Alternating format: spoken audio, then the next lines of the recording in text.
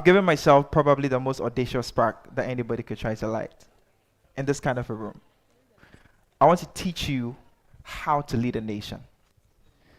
But more importantly, I want to make a case for why you individually should care about the act of effective leadership. But to get there, I need your help, okay? Imagine for a second on this stage with me is a band of 30 of the most incredible musicians across the country, talented in every way.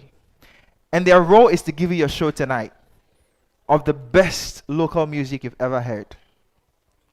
Everybody is set, the audience is ready, the conductor lifts his hands and waves with enthusiasm for the set to start. Immediately he does that, every single person started playing their own thing. The drummer was jamming to some old school grooves from Daddy Lumba. The bass guitarist was bumping to some new freestyle from, Sarkodie. The pianist and the guitarist are in love with Black Service, so they were doing their own thing. And the vocalists are gospel heads, so they are singing some mix of Joe Metal and Dinah Hamilton at the top of their lungs in different keys. What do you think happens? Absolute chaos, right? Now, you were sitting there watching them going, what happened? Did they not rehearse? Did they not practice? Why are they so out of sync?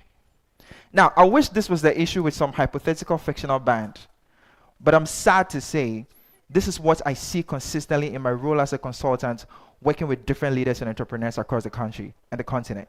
Whether it's the small tech entrepreneur who's trying to build something or the seasoned CEO on his or her fifth or sixth business, there is always this persistent problem of how do I get my people to see the vision that I have, and how do I get them to act in a way that brings this vision to life? There's always the issue of misalignment.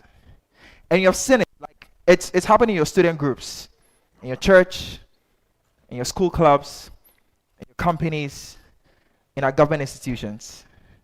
We somehow can agree on how to get to this better future that we all keep talking about. But see, misalignment is the symptom. So if there's a symptom, there must be a problem, right? So what is the problem? I think the problem is a lack of effective leadership. Because true and effective leadership is what creates the ultimate alignment in a group of people. So what I want to teach you is three things, the three acts of effective leadership. Now, I'm not saying in any way these are the only things you have to know to be a successful leader, but I am saying that if you do them right, if you get these three things right, the chances that every other thing becomes magnitudes easier is really, really high. And it's something I'm calling the DCE Framework. Now, you're Ghanaian, so that doesn't mean you're district chief executive. That's not what I mean, right? But it's a framework that says there are 3 steps to achieving effective alignment and an extension great leadership in every team, in every organization. 1, you have to decide. 2, you have to communicate. And 3, you have to enable. So let's start with step 1, decide. See, here's the thing. You can't lead people down a path you have not chosen. You can't lead people to an outcome that you haven't decided on. But mind you, I didn't use the word vision, which is the word a lot of us tend to use. There's nothing wrong with vision, but vision sometimes can connote this vague imagination about multiple possibilities of what could happen. It's wishful thinking. A decision is typically saying that I am choosing to go down this path. I'm choosing to pursue this outcome. I'm choosing to die on this hill, forsaking all others.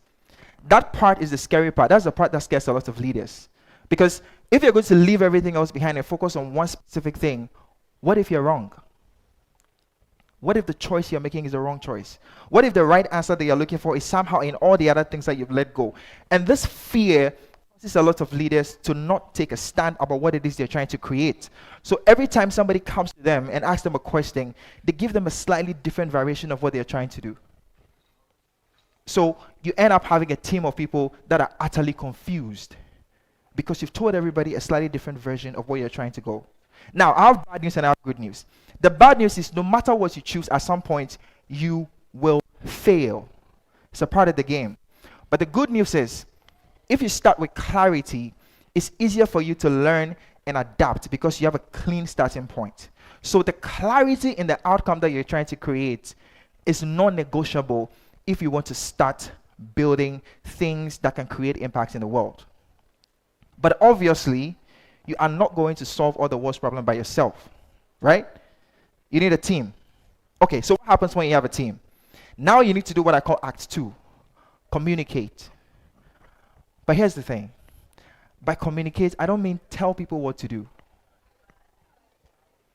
By communicate, I mean you have to translate somehow in your mind the conviction that you have, the fire that you feel in your bones about what outcome you're trying to create. You have to be able to somehow move that from yourself to them.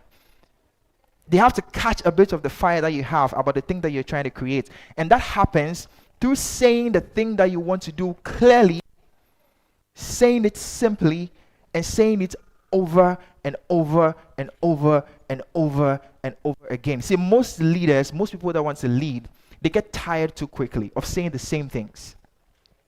So whatever you think you want to say, however many times you want to say it, multiply that by a factor of 10. That's what you should do.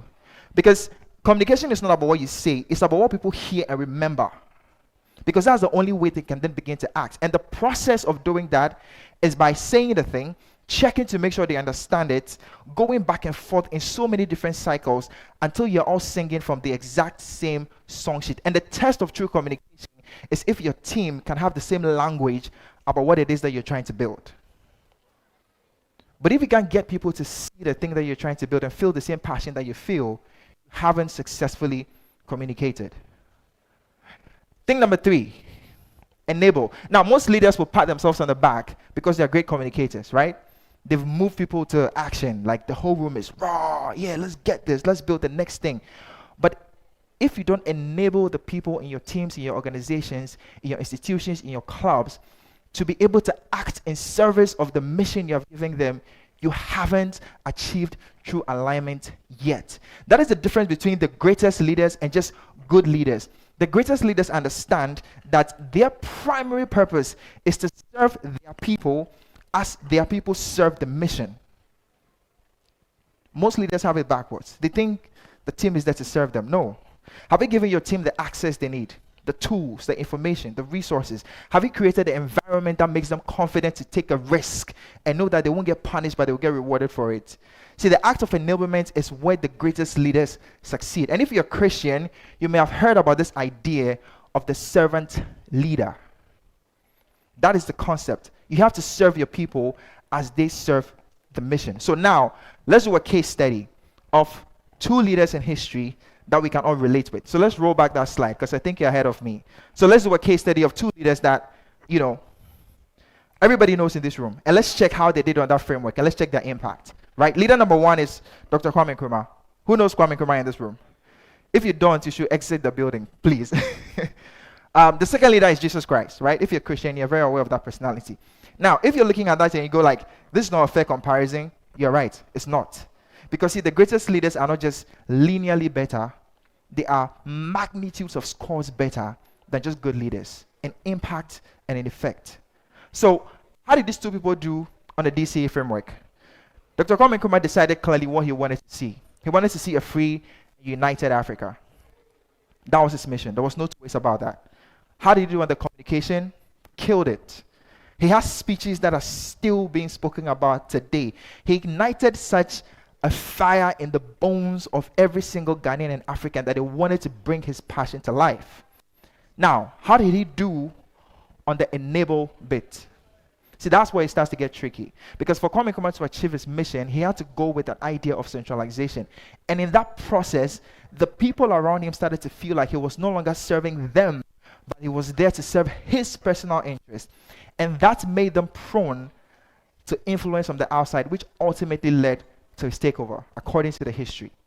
So he was a great decision maker, he was a great communicator, but somehow didn't succeed at enabling his people. Now, let's look at the second leader, who is Jesus Christ. His decision was clear. He was here to establish a new kingdom. No two ways about that.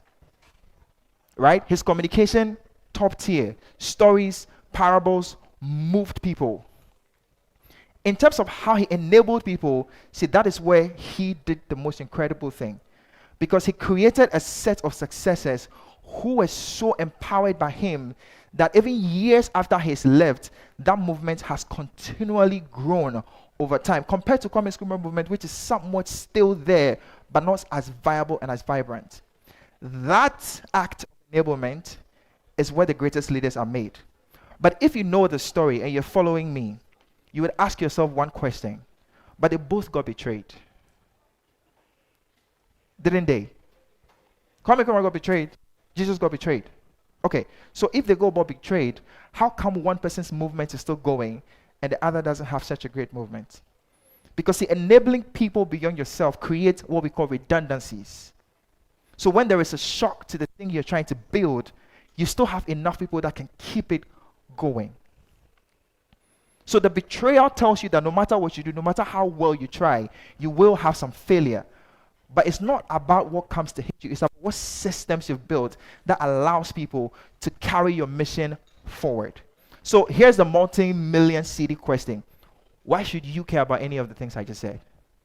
I mean, you're a student, right? Who cares? Have you considered the fact that in the last 12 to 24 months, you've pointed fingers at the people who are at the top of our organizations, our institutions, because something was going wrong. And you ask yourself, why can't they fix it? Why couldn't they get it right? Why can't they do the right thing? But I want to submit to you that long before those people became leaders and rose to the ranks of power, they were just like you. Sitting in these auditoriums many years before they rise to power, having the exact same conversations, talking about their wishes for the future and their frustrations with the present, like Lady Okran did. But imagine they all knew how to effectively lead before they rose to the ranks of power. How different will our country be? How different will our organizations be? How different would your life be if we had leaders at this point, even before they had the power and the position, learning how to effectively lead people? Because here's what's going to happen. When history passes, okay, the generations unborn will be sitting in the theater of our history, and they are going to be watching the performance we put on when we had the time. And we have two choices. We can either give them a performance that is so melodious because we've learned to work in harmony and harnessing these things I just spoke about, or we can leave them with absolute chaos of broken promises. But you, right here in this seat, right now, get to make the decision about what kind of future we create for generations to come if you learn how to lead effectively. And that is my ultimate case for why you should care about leading a nation. Whether you have the power or the title, you have the position, or you don't. And my hope is that this brief conversation has given you a starting point for you to begin to ponder and to learn how to take the steps to create the future that we all want. Thank you very much.